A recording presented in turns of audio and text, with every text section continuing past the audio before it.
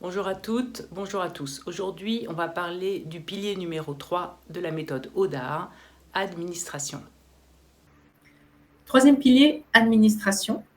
Donc, première chose, l'APA, le fameux APA, l'allocation personnalisée d'autonomie. Donc, c'est faire le point sur le financement de la dépendance, soulager vos parents dans la gestion des comptes, et souvent on commence par ça. Évaluer cette autonomie, ça c'est compliqué, mais ça fait partie de l'APA. Alors, cette fameuse APA, l'APA, en fait, ça sert à financer la dépendance sous condition d'âge et de perte d'autonomie. Donc, il faut avoir plus de 60 ans. Après, on évalue l'autonomie et en fonction de l'autonomie, on a le droit plus ou moins à une participation de l'État pour payer, par exemple, les aides à domicile.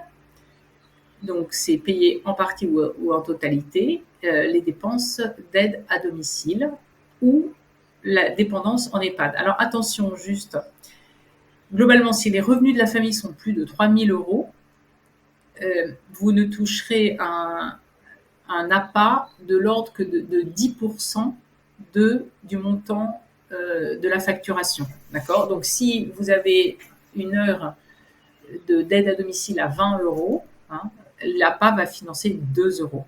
Okay. Mais sur la totalité, ça peut être intéressant. Autre chose, c'est que les dépenses d'aide pour les personnes de plus de 60 ans, en fait, sont déductibles des revenus à hauteur de 6 000 euros par personne et 12 000 par an, hein, déductibles des impôts, des revenus, pardon. Alors, à qui demander l'APA et que contient le dossier? Ben ça, c'est un gros dossier, donc on ne va pas avoir le temps d'en parler ici. Ça va dépendre de votre région, hein. C'est le conseil régional qui va financer ça. Dans la partie administration, avant même l'APA, il faut essayer de soulager vos parents dans la gestion.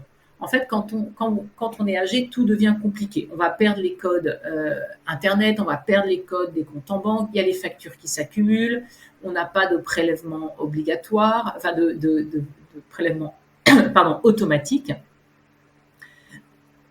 et notamment la déclaration d'impôt. Alors, ce que je constate, c'est qu'on peut démarrer par la déclaration d'impôt. Ça, c'est une bonne entrée en matière. L'idée aussi, c'est de prendre le temps avec ses parents et de les aider. C'est pas d'arriver en disant il faut que tu mettes qu'on mette quelqu'un en place chez toi. C'est pas du tout ça. C'est d'abord vous donner et puis après vous pourrez rentrer en dialogue avec vos parents pour faire ces genres de choses. Attention, c'est vos parents et puis ils ont assumé toute leur vie, donc c'est compliqué, hein. Prenez le temps, s'il vous plaît. Les personnes âgées ont tout leur temps, pas vous. Donc, ne vous énervez pas, ne dites papa, je te l'ai déjà dit, ou t'es nul, ou t'arrives pas. Donc, moi, j'avais ma mère qui me disait toujours ne sois pas trop vroom vroom, hein, parce que c'était trop speed. Essayez d'évaluer l'autonomie des parents avec clarté. Donc, ça, c'est difficile. Il faut essayer d'analyser le quotidien des parents dans leur réalité, ce qu'ils peuvent faire, ce qu'ils ne peuvent plus faire. Réaliser un diagnostic d'autonomie à distance, hein.